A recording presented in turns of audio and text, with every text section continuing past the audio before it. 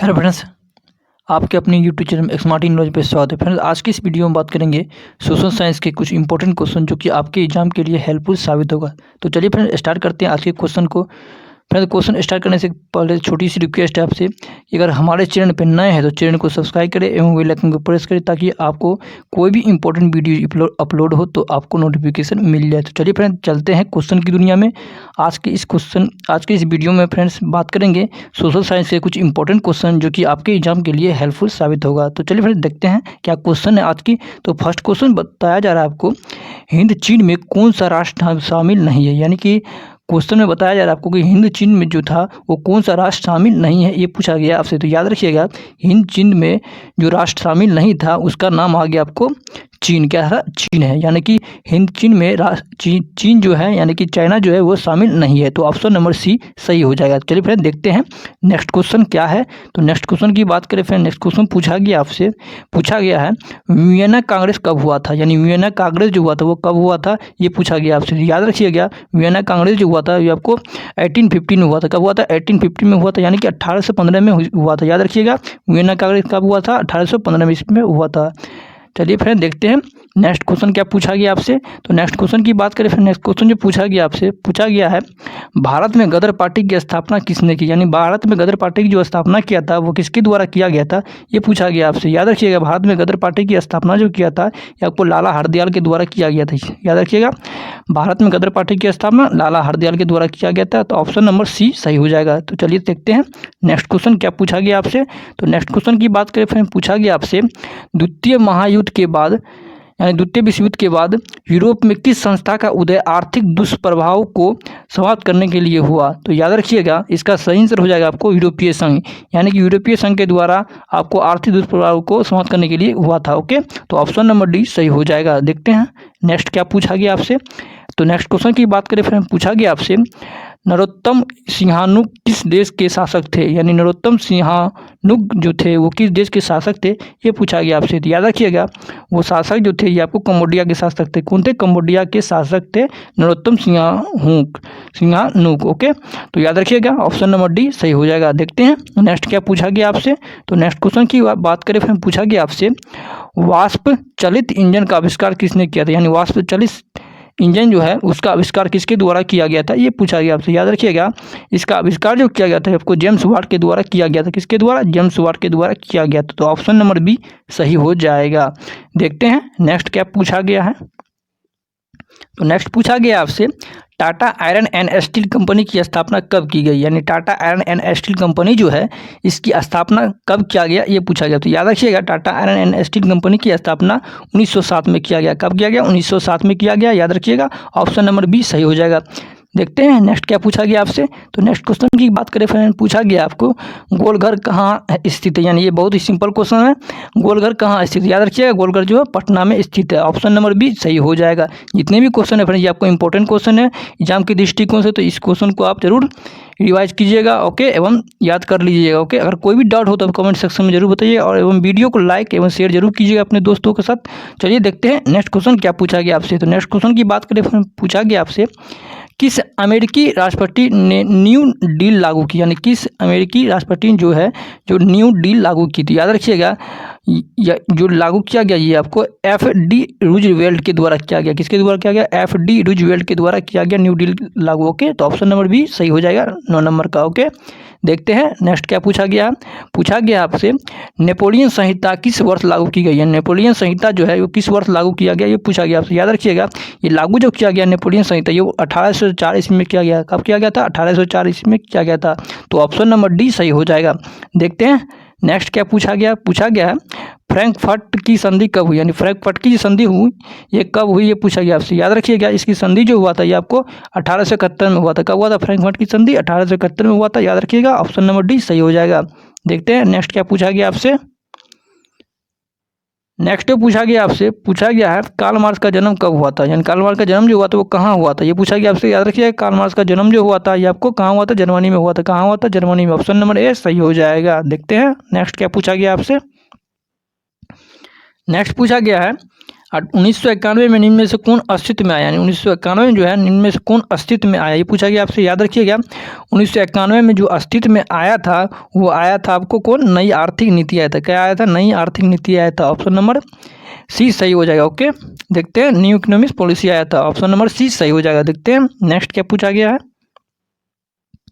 Next पूछा गया है, इन आर्थिक क्रियाओं में कौन प्राथमिक क्षेत्र से संबंधित है, यानी प्राथमिक क्षेत्र से संबंधित कौन नहीं, ये पूछा गया आपसे। याद रखिएगा, प्राथमिक क्षेत्र के अंतर्गत ये बैंकिंग नहीं आते हैं, बैंकिंग नहीं आते हैं प्राथमिक क्षेत्र के अंतर्गत। ओके, ऑप्शन नंबर बी सही हो जाएगा। ओके, बाद बाकी जो आते हैं आपको ये मत्स्य पालन, खनन और वन, ये आपको कौन आते हैं, प्राथमिक क्षेत्र के अंतर्गत यानी प्राइमरी सेक्टर के अंतर्गत आते हैं। ओके, देखते हैं नेक्स्ट क्या पूछा गया आपसे।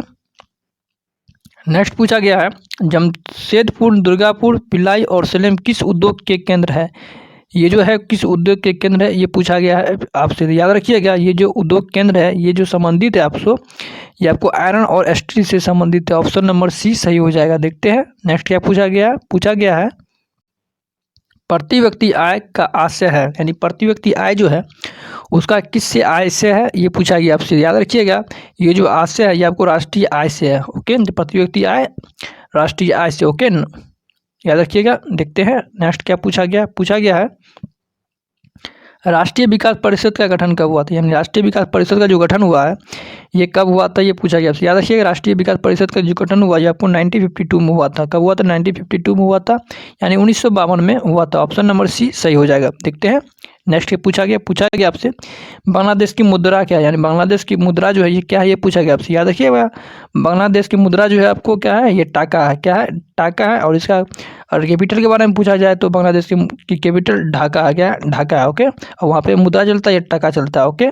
देखते हैं नेक्स्ट क्या पूछा गया आपसे, राष्ट्रीय आय का अर्थ है, यानी राष्ट्रीय आय का जो अर्थ होता है ये क्या है, ये पूछा गया आपसे। याद रखिएगा, राष्ट्रीय आय का जो अर्थ होता है ये आपको सरकार की आय का होता है। क्या होता है, सरकार की आय। ओके, ऑप्शन नंबर ए सही हो जाएगा। देखते हैं नेक्स्ट पूछा गया क्या आपसे। तो नेक्स्ट की बात करें, पूछा गया आपसे, भारत में उपभोक्ता संरक्षण कानून कब लागू हुआ, यानी भारत में उपभोक्ता संरक्षण कानून जो हुआ है ये कब लागू किया गया था, ये पूछा गया। याद रखिएगा, भारत में उपभोक्ता संरक्षण कानून जो लागू किया गया था ये आपको कब किया गया था, 1986 में किया गया था। कब किया गया था, याद रखिएगा, 1986 में उपभोक्ता संरक्षण लागू किया गया था। ओके, तो ऑप्शन नंबर बी सही हो जाएगा आपका। देखते हैं नेक्स्ट क्वेश्चन क्या पूछा गया आपसे। तो नेक्स्ट क्वेश्चन जो पूछा गया है, भूमि विकास बैंक द्वारा किस प्रकार का ऋण प्रदान किया जाता है, यानी भूमि विकास बैंक जो है वो किस प्रकार का ऋण द्वारा प्राप्त किया जाता है। ओके, तो याद रखिएगा, इसका सही आंसर हो जाएगा आपको ऑप्शन नंबर सी, यानी दीर्घकालीन ऋण। क्या होता है, दीर्घकालीन ऋण के द्वारा ये आपको प्रदान किया जाता है। तो ऑप्शन नंबर सी सही हो जाएगा। देखते हैं नेक्स्ट क्या पूछा गया है, भारत में किस प्रकार की आर्थिक प्रणाली पाई जाती है, भारत में जो है किस प्रकार की आर्थिक प्रणाली पाई जाती है, ये पूछा गया आपसे। याद रखिएगा, भारत में पाई जाती है आपको मिश्रित अर्थव्यवस्था। क्या पाई जाती है, मिश्रित अर्थव्यवस्था पाई जाती है, यानी मिक्स इकोनॉमी पाई जाती है। ओके, ऑप्शन नंबर सी सही हो जाएगा। देखते हैं नेक्स्ट क्या पूछा गया है, नागार्जुन सागर परियोजना संबंधित, यानी नागार्जुन सागर परियोजना जो है ये किससे संबंधित है, ये पूछा गया आपसे। याद रखिएगा, ये संबंधित जो है आपको कृष्णा नदी से संबंधित। क्या है, कृष्णा नदी से। ऑप्शन नंबर डी सही हो जाएगा। ऑप्शन नंबर डी सही। ओके, देखते हैं नेक्स्ट पूछा गया है क्या आपसे। तो नेक्स्ट की बात करें, पूछा गया है 26 दिसंबर 2004 को विश्व का कौन सा भाग सुनामी से प्रभावित हुआ था, यानी कि 26 दिसंबर 2004 में जो बाढ़ आया था, यानी आया सुनामी से, कौन सा सुनामी जो हुआ था आपको कौन सा प्रभावित हुआ था, ये पूछा गया आपसे। याद रखिएगा, इसका सही आंसर हो जाएगा आपको ऑप्शन नंबर डी, यानी बंगाल की खाड़ी जो है ये आपको सुनामी से प्रभावित हुआ था। ओके, कब हुआ था, 26 दिसंबर 2004 में हुआ था। ऑप्शन नंबर डी सही हो जाएगा। देखते हैं नेक्स्ट पूछा गया क्या आपसे। तो नेक्स्ट की बात करें, पूछा गया है सामान्य संचार व्यवस्था के बाधित होने का मुख्य कारण क्या, यानी सामान्य संचार व्यवस्था जो है बाधित हो जाता है उसका क्या कारण है जो बाधित हो जाता है, ये पूछा गया आपसे। याद रखिएगा, इसका सही आंसर हो जाएगा आपको केबल का टूट जाना, यानी केबल जो होता है उस टूट जाने के कारण ये आपको संचार व्यवस्था में बाधित हो जाता है। ओके, तो ऑप्शन नंबर ए सही हो जाएगा। देखते हैं नेक्स्ट क्या पूछा गया है। तो नेक्स्ट की बात करें, पूछा गया आपको बाढ़ क्षति पहुँचाती है, यानी बाढ़ जो है ये क्षति पहुँचाती है, किसको क्षति पहुंचाती है, ये पूछा गया है बाढ़। तो याद रखिएगा, इसका सही आंसर हो जाएगा आपको फसलों को भी पहुंचाती है बाढ़ क्षति, और भवनों को भी और पशुओं को भी, यानी कि उपरोक्त सभी हो जाएगा। तो ऑप्शन नंबर डी सही हो जाएगा आपका। Option number D is the right answer. Okay, देखते हैं नेक्स्ट क्या पूछा गया। पूछा गया है आपको स्वर्णिम चतुर्भुज संबंधित, यानी स्वर्णिम चतुर्भुज है ये संबंधित किससे संबंधित, रेलवे से, जल मार्गों से, वायु मार्गों से, सड़क मार्गों से। याद रखिएगा स्वर्णिम चतुर्भुज जो संबंधित है ये आपको सड़क मार्गों से संबंधित। ओके, ऑप्शन नंबर 20 सही हो जाएगा। देखते हैं नेक्स्ट क्या पूछा गया आपसे। पूछा गया है बाढ़ के समय लोगों को जाना चाहिए, बाढ़ के समय लोगों को जाना चाहिए, कहाँ जाना चाहिए पूछा गया आपसे। याद रखिएगा बाढ़ के समय लोगों को जाना चाहिए कहाँ पे, उच्च भूमि पे जाना चाहिए ताकि बचाव हो सके। ओके, तो ऑप्शन नंबर सी सही हो जाएगा।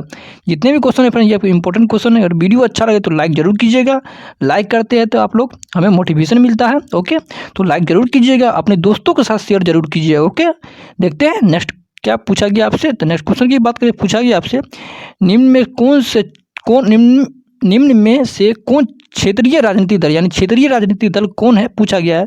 Which of the following is a regional politic party, यानी कि क्षेत्रीय राजनीतिक दल कौन है इसमें से, ये पूछा गया आपसे। याद रखिएगा इसका सही आंसर हो जाएगा आपको जनता दल, क्या हो जाएगा जनता दल यूनाइटेड हो जाएगा, कोई क्षेत्रीय राजनीतिक दल है। ओके, तो ऑप्शन नंबर सी सही हो जाएगा। देखते हैं नेक्स्ट क्या पूछा गया।